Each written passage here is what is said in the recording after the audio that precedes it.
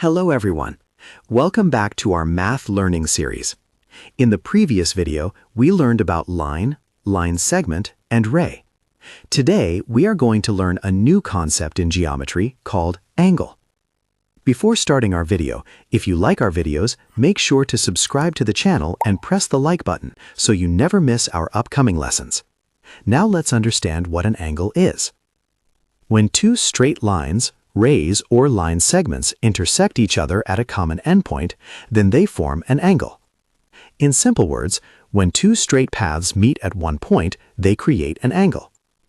Let's understand this with the help of three different diagrams.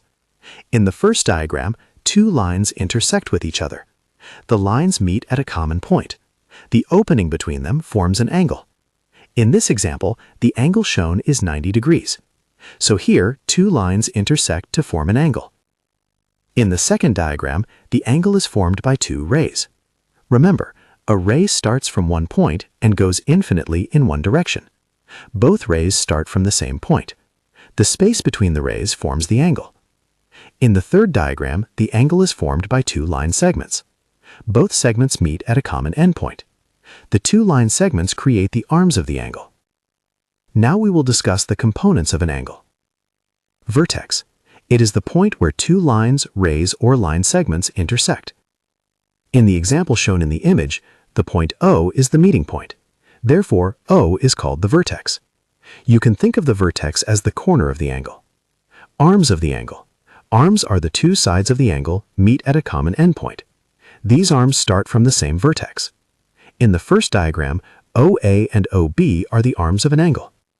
Symbol used for angle. Angles are written using a special symbol.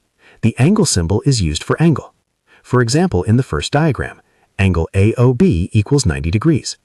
Sometimes angles are also represented using Greek letters, such as theta, alpha, beta. You will see a small circle on 90 that is called a degree. It is a unit to measurement, which shows the amount of rotation or turn that the angle represents.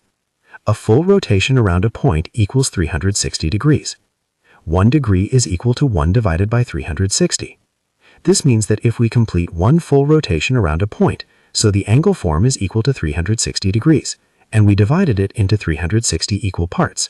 So out of these 360 parts, each one part represents 1 degree. Angles can also be measured in another unit called radians. I hope this lesson helped you understand the concept clearly. If you found this video helpful, please like the video and subscribe to the channel for more easy math lessons.